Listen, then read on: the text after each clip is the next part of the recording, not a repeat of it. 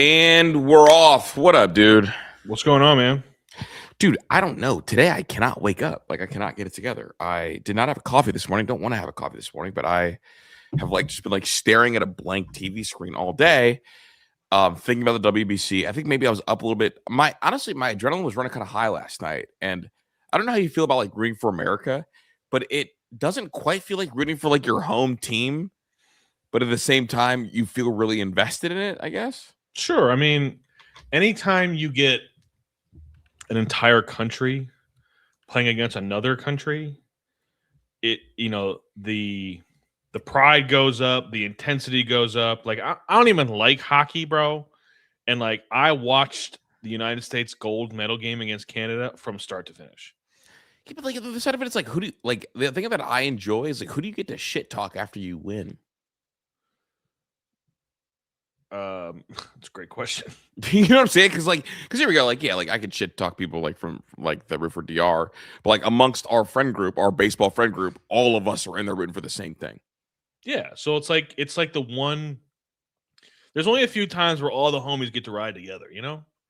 Yeah. So you just gotta enjoy the ride. Enjoy the ride. Yeah. Okay. And because other times you're in there spewing your Yankees propaganda, and we're just trying to survive over here with the. I haven't even been spewing that much Yankees propaganda.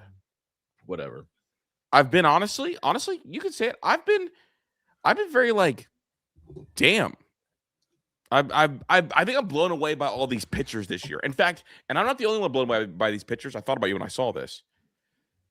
Do you know? So 750 OPS is considered average right now. Correct. People are projecting that 750 OPS this year will give you a 110 WRC plus because that's how pitching is moving. Yeah, I mean, pitching has been. I would say the evolution of pitching started really around 2012 is what people give credit for. I would say it's more 14, 15 when it really the spike happened and the science that had been taking place, from 2010 through 2013. So you're talking about when it trickled down? I'm talking about amongst big league organizations. Yeah, I'm saying once 2014, 2015 is right when they have sort of really perfected what they were studying and testing and that's when you really saw the spike start to happen. I mean, it's just every dude, and this is why I sometimes eye roll you in the group chat because every a 96 mile an hour arm they pop out like weeds, bro. They do, but I don't send those in that group. I send the absolute show-stopping aliens in there. That's all I send in there. Have I ever sent a 96 mile per hour? You sent me 3 aliens in 10 days. Yeah, because they're popping up. Yeah, and in 3 months from now, you're gonna find another one, and it's just they just pop out of the ground like gnomes. Tyler is misrepresenting what I send in there. I send the same 3 aliens, but when they do alien stuff, okay. So with pitchers, most people put a highlight of someone dunking, but me, I'll see that 28 RPM fastball that's at 101, and I'll send it in there. No one else is doing that, so it's an alien amongst aliens. Anyway, dude, I guess I want to start with Ohio State. Wait, I want to ask you, who are you rooting for tonight, Venezuela or Italy? If you're asking me from a baseball perspective, who would I feel better about going against? I'd probably honestly say Italy, because Venezuela has dudes. They have a full MLB lineup. They got real dudes over there. Gleyber Torres, both Contreras brothers. I mean, they have the 3rd best baseball player in the world over there. Yeah, I mean, and I think he's second. So I disagree, but okay. I mean, I don't. I mean, it's real easy getting on the train and right into the titles. It's real hard leading your team to a title. That's fair, but I'd still rather have Shohei than Acuna. But okay, you actually don't mean that because Acuna. I do mean that. Acuna is the final form of Jose Ramirez. Okay, well, I still would rather have 50 homers and 16 wins on the mound. I don't know, man. But Ohtani's I don't like Shohei Ohtani. I actually I'm very close to hating Shohei Ohtani, but like I also can acknowledge, like, I don't know, man. If I pull this up and Otani has 16 wins a year ago, I'll be like, all right, bad. I mean, I'm just saying, whatever. 16 potential wins. Yeah, no, I just don't know how much he's pitching, is what I'm saying. But to answer your question, like from a pure baseball perspective, I would rather watch. Like I would rather see Ohio State Buckeyes. USA play Venezuela. I think that would be a fantastic baseball game to watch. I do too. You know what is the hold up for me? Like I would like the idea of like avenging a loss. Yeah, that's like the weird hang up.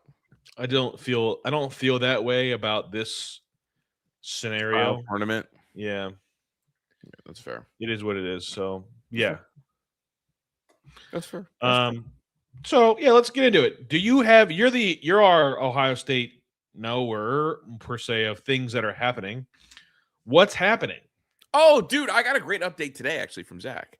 Zach told me that not only is it Arthur Smith running everything, it's Ryan Day's completely hands off entirely. Like Ryan Day is not putting together the practice schedule for the offense. Ryan Day's not even in the install room. Like Ryan Day is so far removed from the offense that at least at first they're going to let this be Arthur Smith's show. And the plan is for it to be 11 personnel. That's the goal. So right now, all the offensive line help they're bringing in, the number one goal is to make sure this is an 11 personnel team because Arthur Smith wants to at least be explosive in some regard. And what got brought up when we were going through it is when your head coach is the OC, he worries about how much the defense is out there, you know, scoring in certain situations. Like he worries about kind of the game flow entirely. When your OC's job is to just be the OCs only care about scoring 1 million points. They don't give a shit about the defensive side of the ball. And it sounds like that's where we're heading. Because it's like, here we go. And the perfect example is when Ryan Day was the OC, do you think he cared how much Greg Schiano's unit was out there? No. And the proof was, well, we're going to score super, super quick. And it feels like the Arthur Smith would only agree to come if he got full autonomy with his own offense to the point where it used to be the assistant coaches and the OC were all peers and they reported to Ryan. Now there's a very clear, I'm the OC, I'm your boss. You don't talk to Ryan. You talk to me, and then I talk to Ryan. So he's fully kind of removed himself from the offensive media rooms so far this spring, which is a really unique thing. Well, that sounds awesome. Mm-hmm.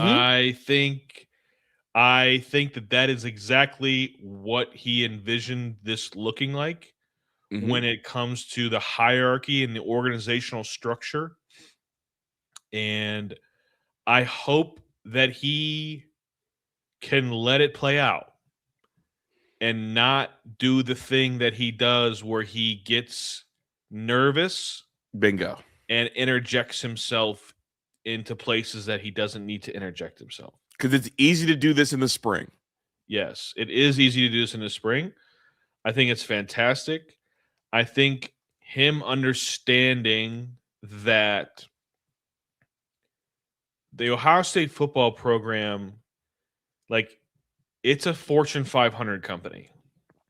Yep. And, you know, middle management doesn't get to speak to the CEO. Bingo. It doesn't happen like that. That's not how it works. Like, does the CEO maybe know who they are? Probably. Yeah, they do. And like Ryan Day definitely knows who these guys are. Obviously, they have a relationship. Yeah, like he's still around, like on the practice field. Correct. But like there are other things now in the way college football works that Ryan's attention has to be at. He needs to be talking to Mark Pantoni more. He needs to be talking to these agents more. And to be quite honest with you, it might allow him to talk to his players more. Right. Which is going to be awesome. And again, like this is all, I'm very excited about this update. There's still the piece of us that should be like, Well, we'll see. We'll see about that. Like we've done this before. You know what it sounds like? It sounds a lot like Saban, right? Like Correct. Saban wasn't in Kirby Smart's defensive rooms. He wasn't in Lane Kiffin's offensive rooms. I mean, he was, but he was letting those guys put it together. And then if he evaluated things on the field that didn't look the part, then he would give you more attention like during those practice weeks. But essentially, like he wasn't working with Holloman and Wiggins. You think Nick Saban was working with Holloman and Wiggins on the regular? No. My job is to coach the OC and the DC, and it's their job to coach the guys, and I'm going to coach some of the players too. Yeah. It's just NFL. It's NFL. Are you interested at all to know how Arthur Smith is going to handle the verbal undressing that he may get every once in a while? Yeah, I am interested to see how he handles it, and I'm curious, like, who's going to be the first coach to laugh at Ryan Day when he does that? Because there's going to be one of those along the way. Yeah, I don't think Patricia minds because, like, I'm sure. I don't think Patricia gets the verbal undressing. Well, probably not, but like I'm sure there has been times where Ryan has gotten testy with Patricia, but Matt Patricia's also like, I worked for Bill Belichick. Well, also, and I guess to add to it, I don't know if you know this, but like that Bill Belichick regime, that is Ryan Day's hero. Right. So it's like I think he hired one of his heroes. It's like when you're like, I feel like working for Bill Belichick is like when you get in trouble at school as a kid and your dad doesn't even yell at you.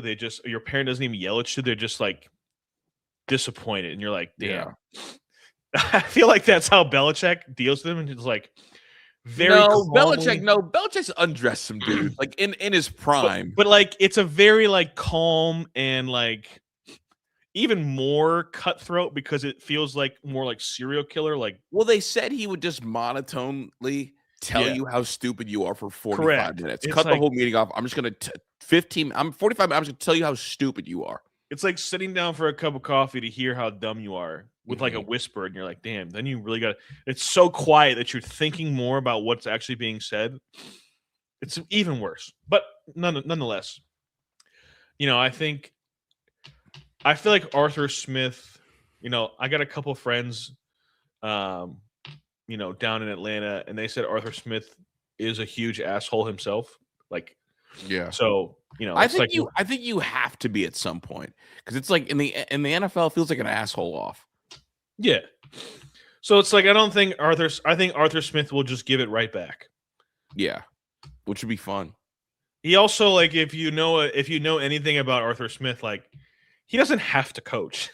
He doesn't have to do any of this. He's rich as ever. And also, just real quick, talk about verbally getting torn down.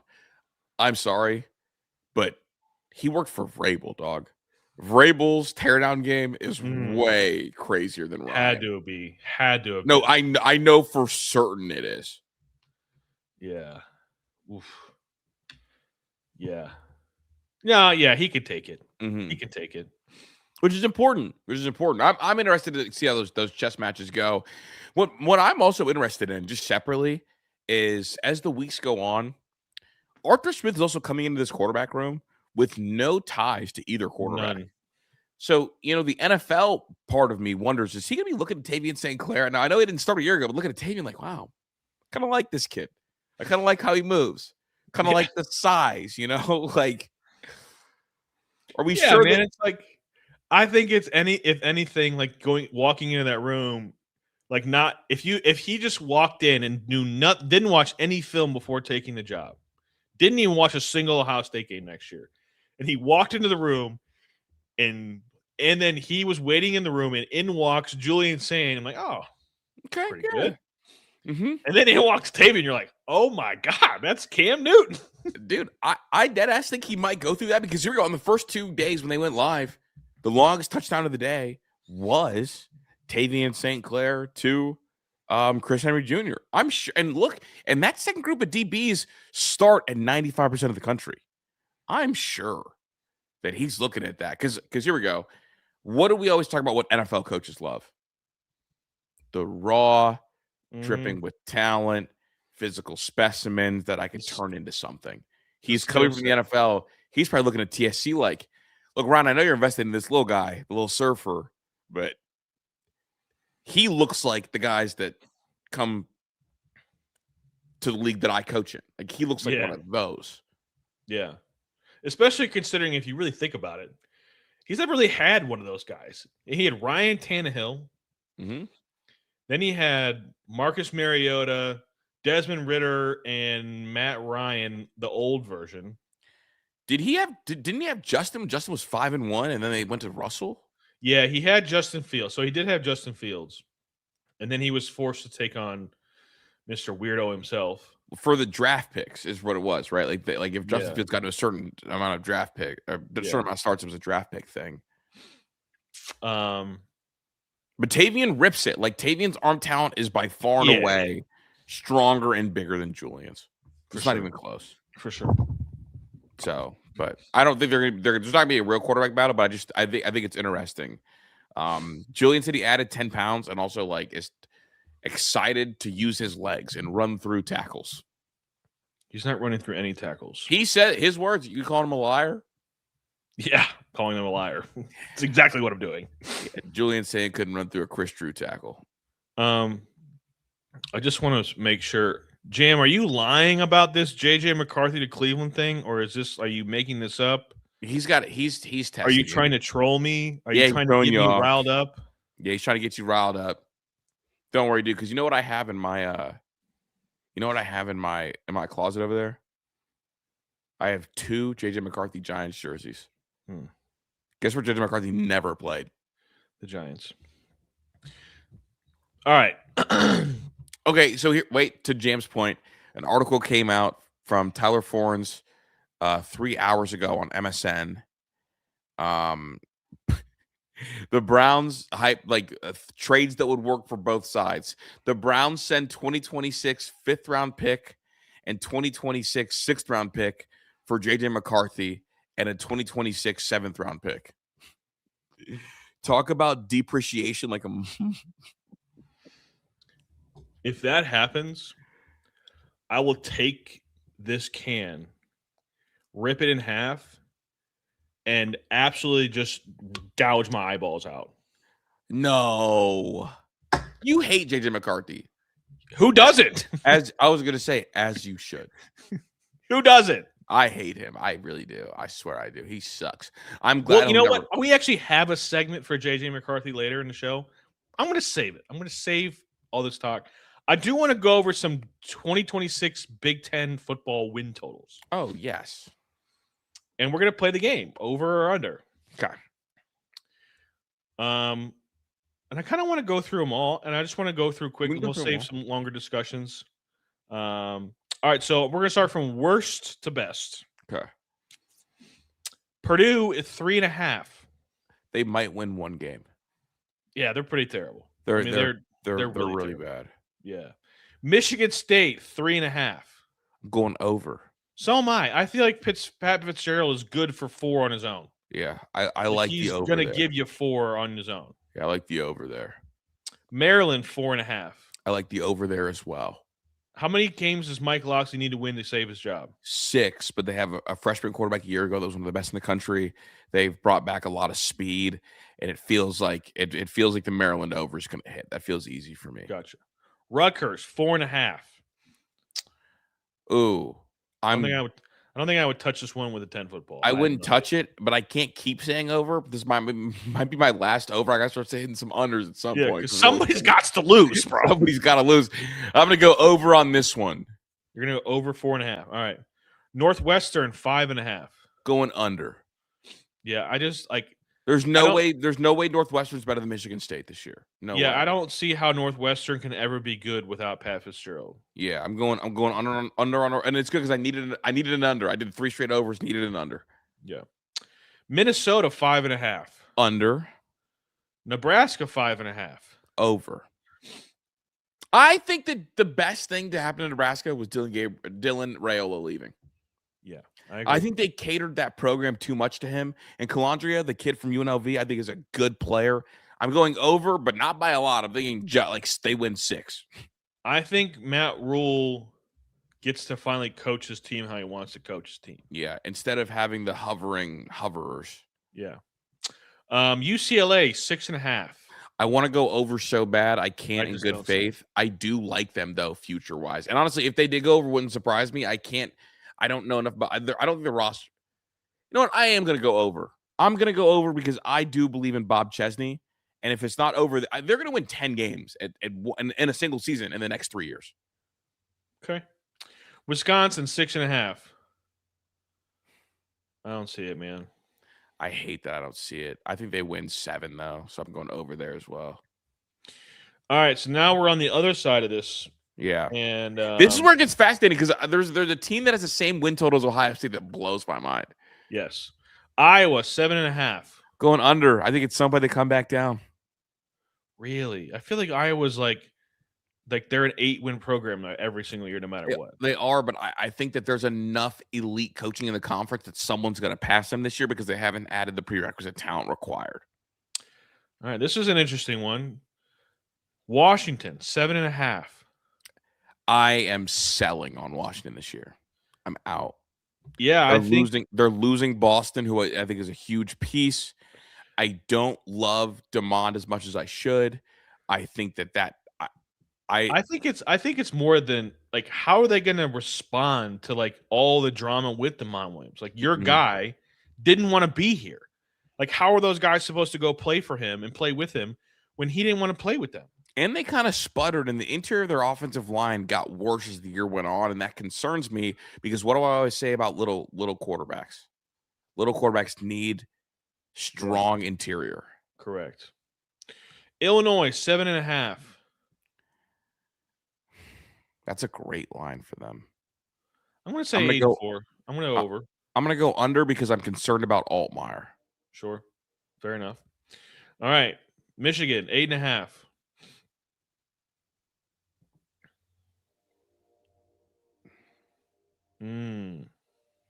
Over. So who are their 3 losses? Shit. Because they have 4 extremely losable games. Who are they? So it's Oklahoma at Oklahoma. That's a loss. No. Sorry, Oklahoma is at home, I believe. That's still a loss. Oh, I have Oklahoma as my dark horse to win the SEC, but that's for a different show. Yeah. Oklahoma. They have Iowa. They have Penn State.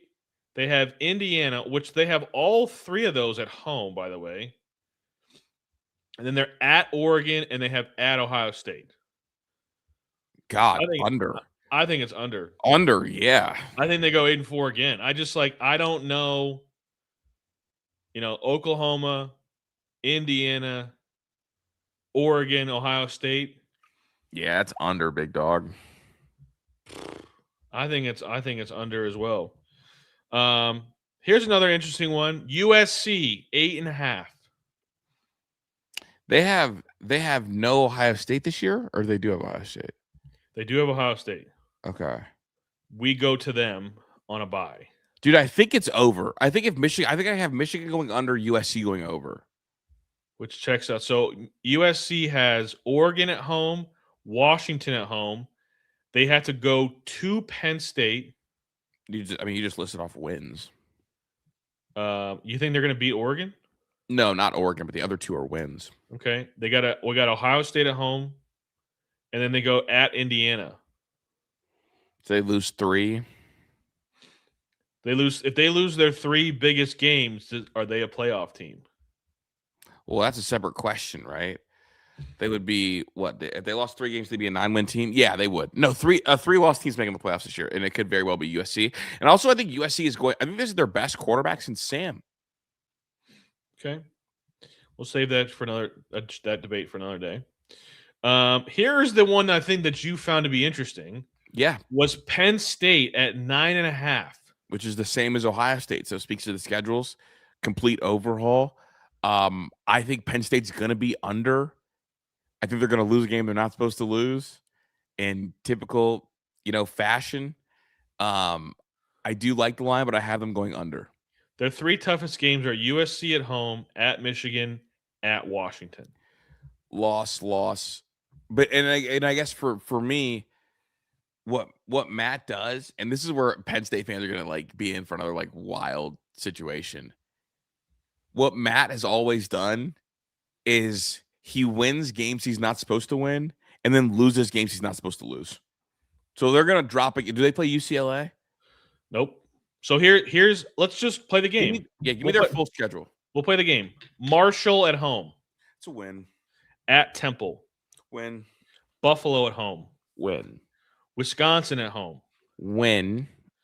At Northwestern. Win. USC at home. Loss. So we have him at 5-1. At Michigan. Loss. And they have a bye. So they're 5-2 with a 2-game losing streak on a bye. Okay. Mm-hmm. Then they have Purdue at home. Win. At Washington. Loss. So that's their third loss. That's their 9. That would put them that's at 6-3. Minnesota at home. They'll get them. You think Minnesota gets them? Yeah, though I'm just telling you, it's one of the.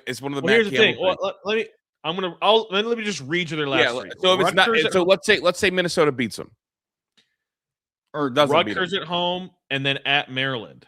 I think at the game that they're gonna lose, that they're not supposed to, would be at Maryland. I think Maryland. I mean, they're gonna lose one of those back three. They are. I don't disagree with you. And I think they have USC early, right? Like earlier. Yeah. I think October 10th. USC's dismantling them, just so you know. It's going to be like once USC dismantles them, it's going to be like, all right, like the bleeding has begun. Okay. All right. So you're going to say under for Penn State. Even at 9-3, that's the under. No, but I have them losing a fourth one. Yeah. Okay. All right. 9-3 is the under. Yeah, 9-3 is the under. But you're saying well under at 8-4. Yeah. Okay. Trying to think of how I want to do this in what order. We'll just go through it. Ohio State 9.5. I'm going over, but it's going to be tight. Like I think they go 10-2. So this is the hardest schedule in the country by far. At Texas. At Iowa, at Indiana. So the first half of their schedule, all of their tough games are on the road. Yep. The second half of the schedule is even harder. It's at USC, Oregon at home, at Nebraska before Michigan comes to town. You know, my personal opinion, I think they beat Oregon or Indiana. I think they beat one of the two teams. You don't think they clear them? I don't know if they get them both, but I think they get one of them. To me, Oregon's the best roster in the sport. Sure. No, I get it. I just, I think and the thing about it too is like Dan Lanning also has something to prove. But it's like regular season is just like he's good. No, I get it. I totally understand that. It's like I don't think him beating Ryan Day in the regular season does anything for his image. Right? I don't know if I agree with that. I think Ryan Day would be like if Ryan Day were to lose, be like, all right, we'll see you later. I don't think Dan Lanning beating Ohio State in the preseason or in the regular season does nothing for his image because what are the two black eyes for Lanning? In the playoffs. Yeah, so like him beating he's already beaten Ryan Day in the reg. Where do you think their two losses come from? I think likely Oregon, Indiana. So that would mean they're 10-2 with two losses in the Big Ten, which means they definitely don't go to Indianapolis. No, but they got big wins over a really good Michigan team and a really good USC team. And they'll have beaten Texas. And a really good Texas team. No, I'm not. I mean, like if Ohio State goes 10-2, however you want to slice it, and they don't go to Indianapolis, like they're getting the 5th seed and they're hosting a playoff game. Yeah, massive success. Yeah, total success. All right. Indiana and Oregon are both at 10.5. I think Indiana's schedule. They're running the table. You think they're running the table? Yes. Or their one loss is to Ohio State. Wow. I could see it. I mean, their tough game is at home against Ohio State and at home against USC. And both their two best tests are both at home. Not that their home field is a significant advantage, but this is going to sound crazy. But I don't think they're going to have any drop off at receiver, and I think they're more talented at quarterback. You don't think they're going to miss both Cooper and Surratt? I know they kept Charlie, whatever his name is, but like, I mean, I get that. I'm not Charlie Becker. He's really good. Don't get me wrong, but like, you're losing 2 NFL receivers. Yeah, well, it's funny. Oh, they got Nick Marsh. I forgot about that. Yeah, again, they got Nick Marsh. I said and Preston and Shaz Preston too. So like for me, it's like there's gonna be so many back shoulder throws. Oh my god! I just don't think they're gonna get one. They're gonna get a drive every game where it's just pass interference. Bingo. They're gonna get 2 pass interferences on a drive once a game, and they're gonna score a touchdown that way. Do you think Oregon goes over as well? Yeah, I think they also have 1 loss. So their 1 loss would be either at USC, at Ohio State, or Michigan. I don't if honestly, I don't think. I like Oregon, dude. Like I think Oregon has a better chance of running the table than Indiana. My personal opinion. I mean, and they've got the best group of freshmen coming back. They've got the 2 really great freshman backs, the really good freshman receiver, and then also like Dante Moore. Okay, so can I ask you your Tyler McCormick power rate your Big Ten quarterbacks? Dante Moore 1. Jaden Maeva 2. Okay. I don't know much about the kid that's coming into Indiana, to be honest with you. Hoover. I know you really like him a lot. Just a gunslinger, arm arrogance to the roof. Sure. You go Sam 3? Yeah, and then the kid from Indiana 4, just because of, my own lack of knowledge, I would say. Yeah, and then there's like Rocco Beck. That's the kid that was at Iowa State a year ago.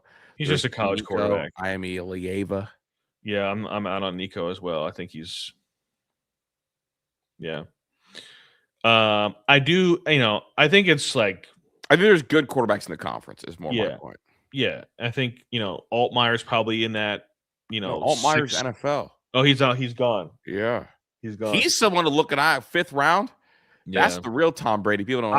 I would, but like I think Dante Moore and Jaden Maeva have like national championship kind of skill set. Yeah, I think they could be the number 1, number 2 overall pick next year. Yeah, I love Maeva a lot. So yeah, that's a good game. I like it. All right. Moving on. Real quick, today's a good day yesterday was a good day if you were a Guardians fan, because Jonathan Rodriguez got optioned to Columbus. Thank the Lord. Super important. I could not watch Jonathan Rodriguez play baseball in Cleveland anymore. I'm still going to have to at some point, I'm sure. But right now, who do you think that opens up a spot for? I was talking to Pat earlier. Because it's not Travis Bazzana, by the way. Travis Bazzana was told he's not making the opening day roster. Which is crazy to say that this early, but I guess it's not really that early. But Pat is insistent that DeLauder's making the team. Like, it definitely opens up a spot for it. I think it's more likely that it's George Valera that gets the nod. Which would be frustrating. Yeah. But because I think their 2 spots remaining would be between DeLauder, Valera, and Cephas. And like I think Cephas is going to be the odd man out, which I find to be disappointing. But if you didn't have Austin Hedges, you could keep all 3 of them. Yeah, which we'll talk about him in a second. I just want to throw this up here before we get too far away from it. K Carter, thanks for the 10. Yes, sir, bro. Nick Marsh is a dog. Him and Cam Coleman were both in shitty situations. Nick and Becker is definitely the most underrated duo this year at wide receiver. 1,000% agree. No, yeah, Becker is like the real thing, man. Like he is like Big X. he is a like who was the last like white legit X receiver?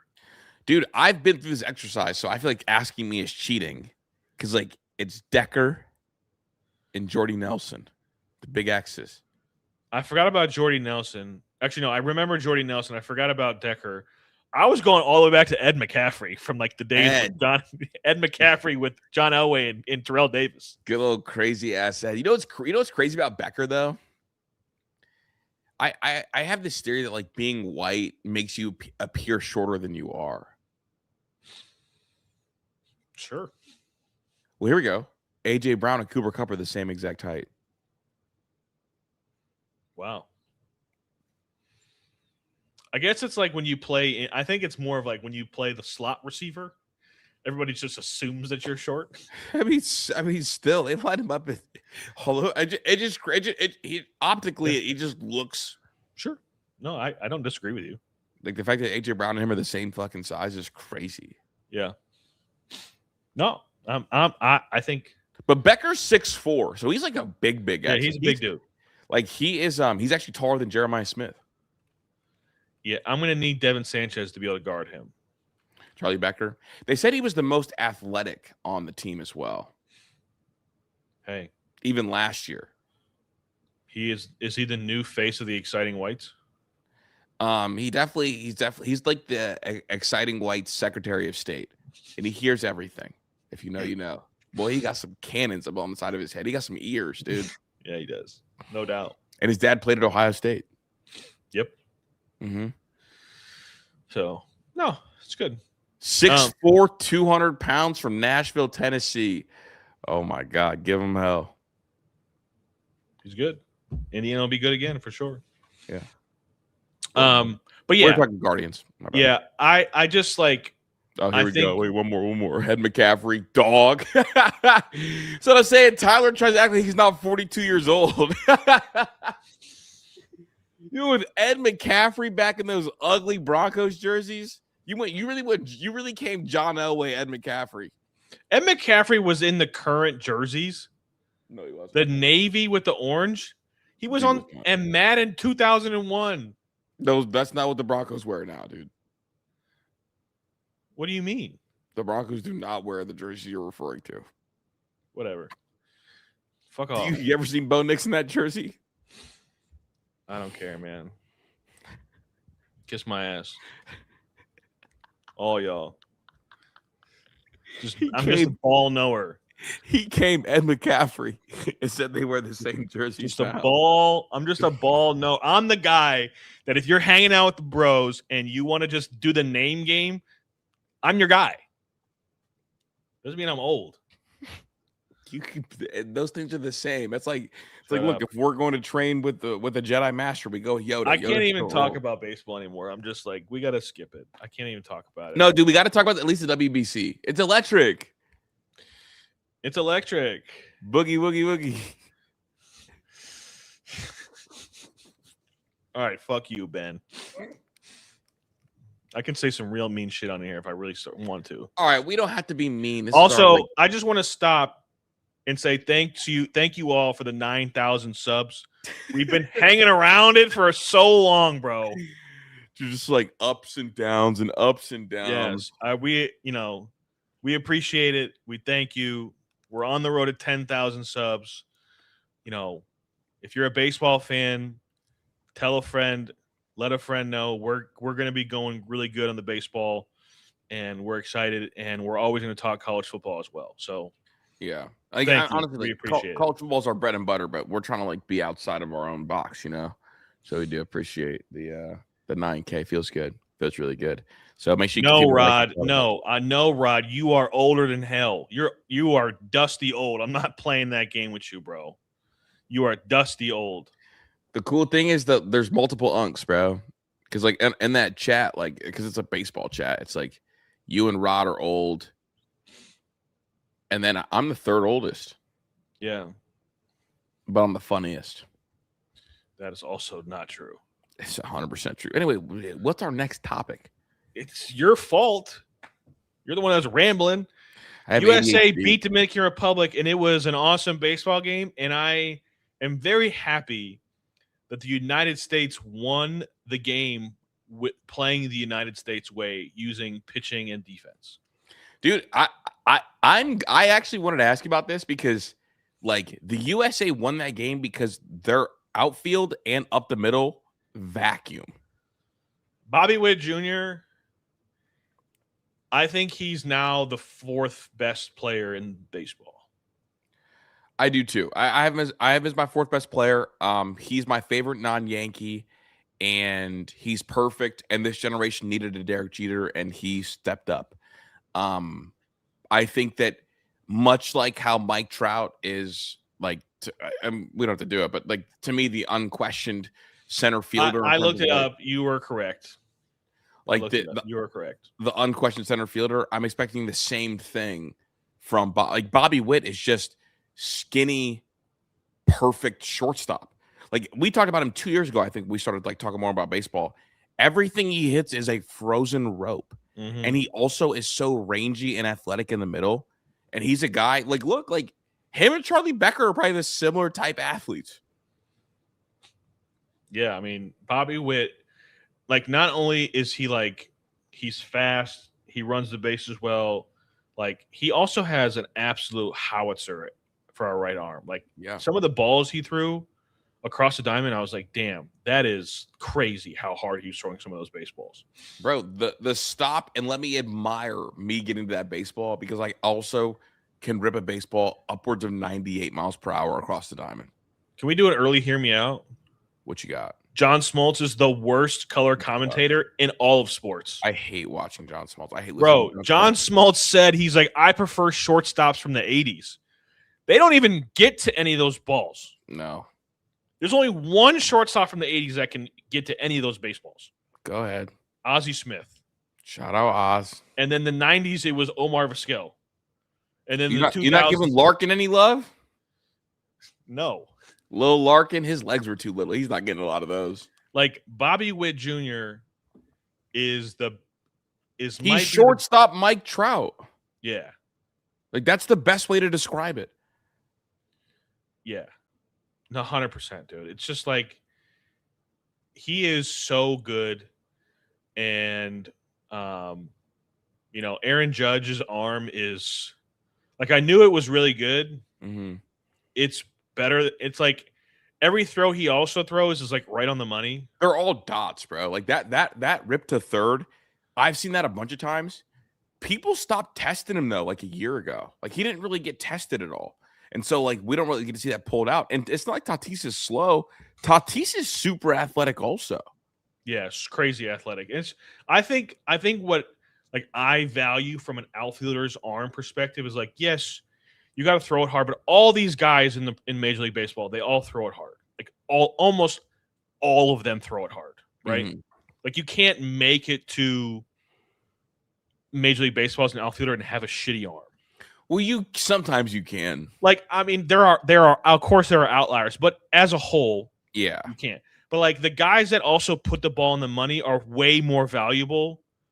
Like, literally, that was a handoff. Yes, bro. And like, and they won that game. Like they that defense, like Bobby Witt and Aaron Judge, the two of them were responsible for stranding, I believe, 6 hitters. Like between those two. That's crazy. Yeah, and they just like, they made the pitches they had to make when it was time to make the pitches. Paul Skeens is Captain America. I thought it was crazy that DeRosa pulled him before the 80 pitch mark. But like, hey dog, it worked out. When it works, it works. You look like a genius. But I still stand on the fact that if Paul Skeens gives me, I'm not going to use Paul Skeens for 80 pitches. I'm getting all 80 of them bitches are out there. I read that the reasoning was that they didn't want Soto to see him a third time. And Rod, it's not even close. John Smoltz is way worse than Tony Romo. Not even close. Yeah, way worse than Tony. Tony Romo, like at least like is insightful and like says things that are like, oh wow. Tony Romo doesn't make me want to swallow a AAA battery. Like, I'm so serious, bro. Yeah. And it's crappy because like I'm a Braves fan. Yeah.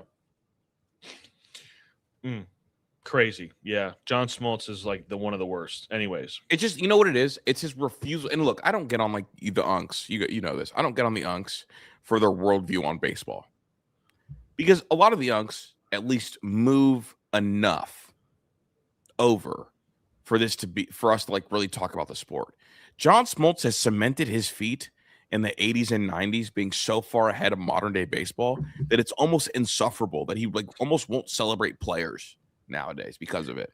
And the real truth of the matter is that John Smoltz doesn't understand that the three of those guys, if they were transported to begin their careers in 2025, two of the three probably don't make it.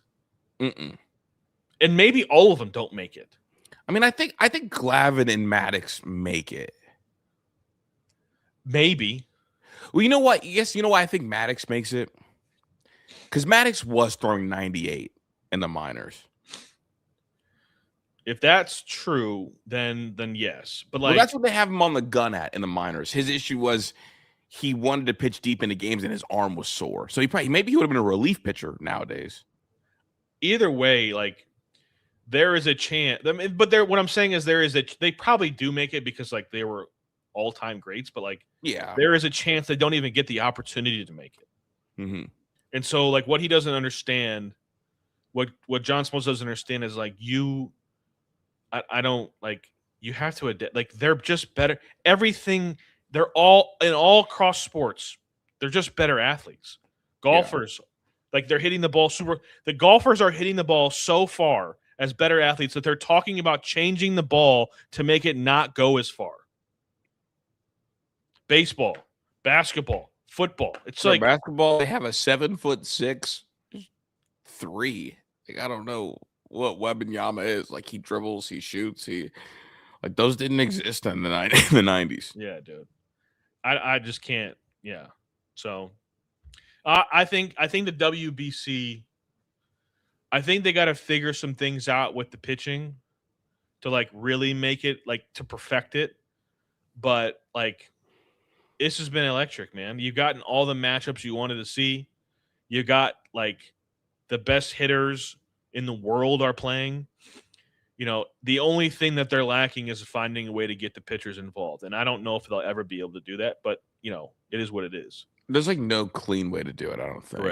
Correct. So I do want to ask, did you see what Juan Soto said after the game yesterday? Yeah, fuck Juan Soto forever. I just want to ask you about it. So if you didn't see Juan Soto after the WBC, they lost, said that we still showed the world who the best team. I mean, how can you say that? How can you honestly say that? I didn't want to talk. I don't want to give my thought on this because I don't want it to be like, oh, like sour grapes from me. Like obviously, no, but like how can you say that after you lose the game and like we outplayed you in every facet of the game? We played better defense. We pitched in crucial situations better than you did. We scored the runs we needed to score. We attacked your mistakes when it was time to. And also Soto went 0 for 4. Yeah. Like if we played a 7-game series, like does it probably go 7 games? Sure.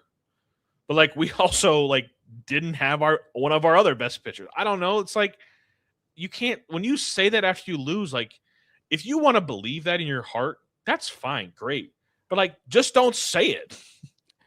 For someone who is so widely celebrated as Juan Soto, who I think is a great baseball player, he does a lot of loser stuff, doesn't he? Yeah. Or am I hating?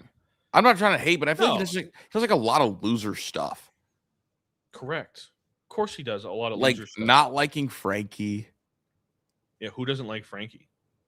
Like turning the hat backwards right after the World Series and not not showing the Yankee logo, saying that every team's going to have an equal shot and it's not about the money. Yeah.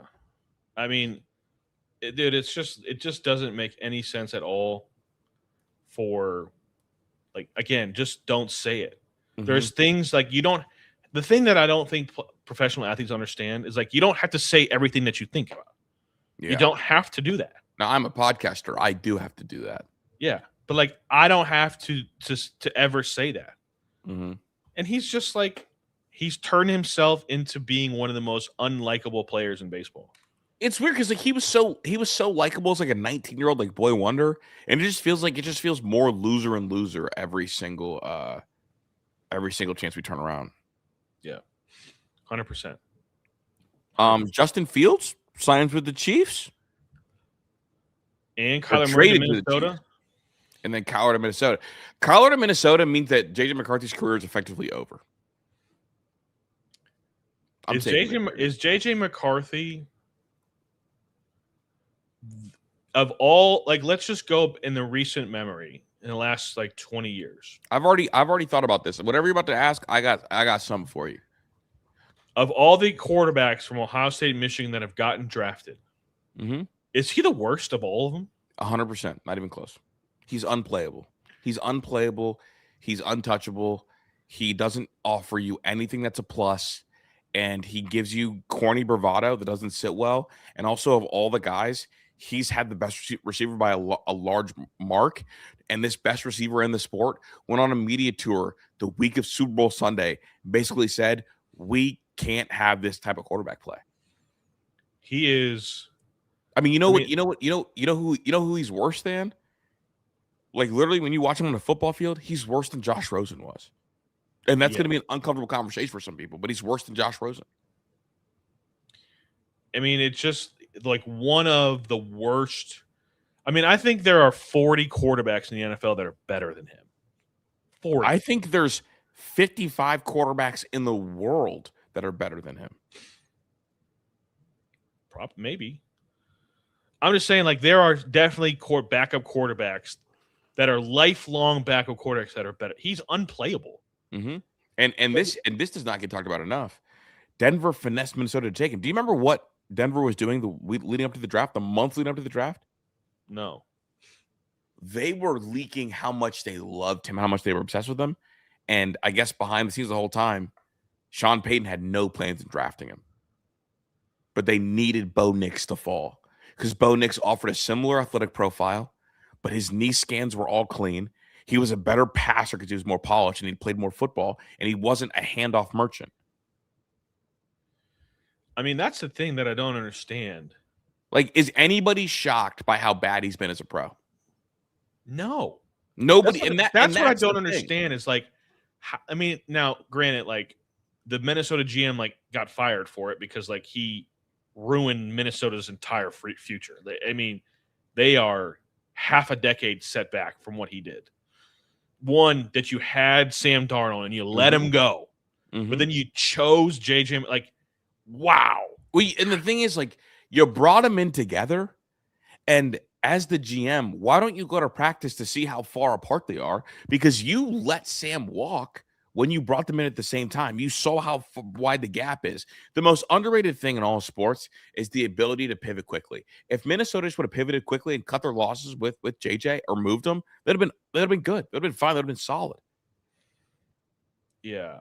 I mean, I just can't. I mean, the question is like, Daniel had the question that I wanted to ask is like, who would you rather have, Justin Fields or JJ McCarthy? It's not even close. It's not even remotely close. We're talking about a quarterback who shouldn't be on an NFL roster versus a quarterback who has been capable of actually winning football games and being the reason why they won football. Now, like, is it getting hard to defend Justin Fields' NFL career? Absolutely. No, I can say it. Justin Fields is not very good, but Justin Fields also, if he's starting for your football team, it's like, okay, like, he's shown the ability he can start a football game. I think one of my. I mean, this is a great point. It was over as soon as he got drafted. It's always been over in here. It's always been over. Yeah, I mean, dude, like, how can you draft a quarterback who played for 1.5 seasons essentially, right? And where like, he knew the place. Like, first of all, JJ McCarthy couldn't even beat out Cade McNamara. Yeah. Well, yeah, kind of, sort of, maybe. And then but if you watched Michigan games, he was never the reason they won a game ever. Never. And he didn't throw the ball. Like in the national championship game, he threw the ball 13 times. Which kudos to the Michigan offensive line for being dominant and kind of leaning on people. It's like what do you have? 3 pick sixes against TCU? Yeah. My thing with Justin Fields, and I believe, and maybe I'm saying this because I'm a Browns fan, but I think more than any other position in all of sports, quarterback success is large majority dependent upon a situation of the organization. It's 70% situational is if you go to a situation that's not good, it is almost impossible to succeed. Almost impossible. You have to be so generationally good. I mean, if you think about the situations, Justin Fields was drafted by Chicago, an absolute dumpster fire. I mean, terrible situation to be in. Then he goes to the Jets, which is the rivaling the Browns for the worst franchise in all of sports. I think it's harder to be successful at the Jets recently than it is the Browns recently. I mean, strikingly, yes, because the Browns did go to the playoffs twice in the last half decade. So and then he goes to the Steelers and he has he was never the guy. Yeah, he went even though he was winning games. He went Steelers, Bears, Steelers. Yeah. Sorry. But either way, I mean, it doesn't matter. No, I know. To me, I don't think Justin Fields ever had a chance to be in a situation where he could be successful. No, he never played with a player that would start on Minnesota's offense. And the problem that Justin Fields is going to have moving forward is that the reputation and the stigma, what team that's going to look for a retread? Is there if a situation like a Seattle with Sam Darnold comes available, Justin Fields is not going to be at the top of that list to fill the retread quarterback role. Because he doesn't process information is his issue. Justin can't process information. JJ McCarthy can't process or put the ball there. And a lot of times you want a game manager with arm talent is who the retreads favor. And that's not what Justin is. And so unfortunately, Justin Fields is he just doesn't have the skill set to be an NFL quarterback. And it is what it is, man. That's okay. Yeah. Yeah. And Justin Fields is going to be able to go, if he wants to go play in the UFL or he's going to get opportunities. Well, he's going to get a couple starts in Kansas City. Yeah, and I think being with Andy Reid is going to help. But I think Justin Fields is you can bring Justin Fields onto your franchise as a backup quarterback, and he can be a backup quarterback for another 5, 6, 7 years. And he's a great teammate and make a bunch of money. Mm-hmm. And it's just like I said, he's just never been in the situation to be successful. That's my personal opinion of Justin Fields, and he hasn't. And maybe his skill set doesn't, work. So I'm going to call my shot right now. Jalen Hurts gets injured this year, and they trade for Justin week 4. Wow, it's a big. That'd be interesting. Because I think that's the only place he could succeed at. Probably. I did want to ask this question because the Browns were very active. I mean, they basically brought in almost an entire new offensive line in free agency.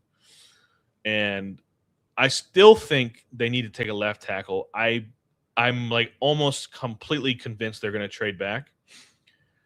But I wanted to ask this question. Is taking best player available ever truly, can it be a wrong pick? It can only be a wrong pick if you have your franchise quarterback, or that's it. That's the only way it can be a bad pick. If you don't have your franchise quarterback? No. Going BPA can only be an issue. For example, if the Giants had the number 1 overall pick, going Mendoza there is a bad going BPA is only bad if you're going BPA at franchise quarterback when you already have a franchise quarterback.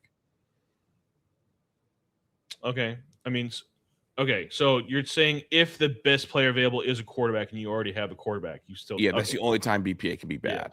Well, I don't think Fernando Mendoza is the best player in the draft, but that's my personal. No. And honestly, it's more like the situation in this draft that doesn't work out. I guess what I'm asking is like if you don't, I've seen a couple things where the Browns don't love any of the offensive linemen to take them if they traded back, let's just say they traded back to 9 or 8, right? And they don't love, an offensive lineman enough to take them. And let's say Carnell Tate's already been taken, which I think he will be. Like, why wouldn't you take Caleb Downs? I mean, would you take Caleb Downs over Sonny Styles? Either one. I don't really care. I take either one. Yeah, I'm just asking. I believe they need to take an offensive lineman. That's my personal belief. But could I be mad? Should I be mad if they did take a Sonny Styles or a Caleb Downs? No, you shouldn't be mad, but you could be like, are we going to see more of the same from this offense this year? Yeah. I just, it just makes you wonder because, man, some of these guys is I think Carno's going to be there, though, Tyler. You were the one that said he's going to go top 5. Yeah, I don't think the Giants are drafting him anymore. I think the Giants are going defense again. Well, I mean, if Carnell Tate is there at 6, I think I'd take him. If you're not going to go offensive line, that feels better. I guess the question I'm trying to answer is in this scenario, is there a better crop of receivers at 20 that I could get at 24 versus offensive tackles I could get at 24?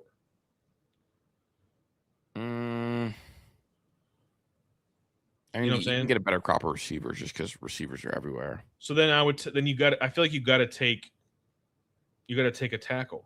Yeah, I'd probably agree. I still think they have to take a left tackle. Yeah. At 6, or if they trade back, but that's just my personal opinion. I think they got to take a tackle. I think you got to find somebody. You got to give yourself a chance to evaluate your quarterback position while keeping them upright. Mm-hmm. You want to make sure that there is no excuse. You weren't running for your life every game. Because to me, if you are a franchise quarterback, you can elevate your pass catchers because you are good enough. Right. And if you are a franchise quarterback. Not having tackles is the easiest way to cripple a season. Yeah. If your quarterback cannot stand in the pocket for more than 1.5 seconds, it's impossible to evaluate them. Yeah. So make sure you have no excuse when it comes to evaluating Shedeur Sanders and, unfortunately, Deshaun Watson. Yeah, that's real. So I do want to ask this question as a nice little fun question to finish up on. If your fingers could produce a liquid and you get 5 each finger, an unlimited amount of liquid, which liquids are you choosing to come out of your fingers? I get to pick each liquid. Eat 1 finger equals a liquid. Oh, so I get 5 liquids. 5 liquids for the rest of your life. Unlimited amount. It doesn't matter what I do with these liquids? Nope. I can do whatever I want with these liquids. Correct. As long as it's a liquid. Okay. I'm taking horse sperm out of my thumb. Racehorse sperm in particular. I know where you're going with it. And I understand what you're doing. I'm taking scorpion venom out of this one. The most expensive liquid in the world. I'm telling you, don't know about that. People be milking them things. I'm probably taking Cool Blue Gatorade out of the middle finger. A big Cool Blue Gatorade guy. I don't have to suck my middle finger, right? I can just Yeah. You don't have to Yeah. Honestly, dude, I'm probably taking iced wine out of this joint. Iced wine? Yeah, iced wine. You don't rock with the iced wine. Okay, go ahead. Little fancy dessert. And then probably cranberry juice out of the pinky. So you're not taking water? That's insane. What do I need to take water for? I can take water from the sink. No, like what? What do you don't mean? take water? That's crazy. I don't need water to come out of these. This is a superpower right here. I don't need. I just had to make sure I don't actually suck my thumb. That's the only thing. That's the only thing I'm worried about. I can't believe you went the route you did. Which I'm not like hating. Well, there was no like we didn't talk about this like pre-show. No, I know.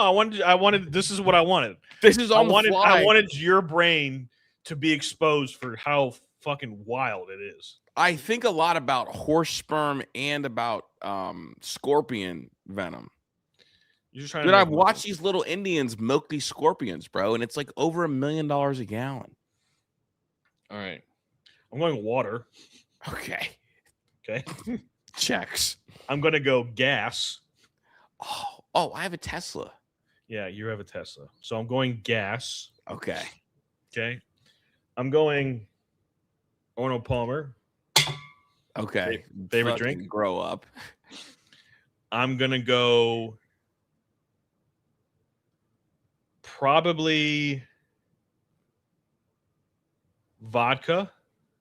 Okay. I had a vodka mixed with a Powerade on Saturday. That is the most college shit you ever said in your whole life. A girl had this blue drink and she offered it to me. And I was like, what is it? Yeah. Called hydration something. And then I'm going to go with Riptide Rush Gatorade, the purple Gatorade Frost. That is okay. Honestly, ball. That's a good pull. I'm richer than you, but that's a good pull. I'll lend you some money. Why? I'll give you a couple dollars. Just come holler at your boy. I'll take care of you, Unc. I'll retire us both. Jesus Christ. Hey, man, I'm Chris. That's Tyler. Peace.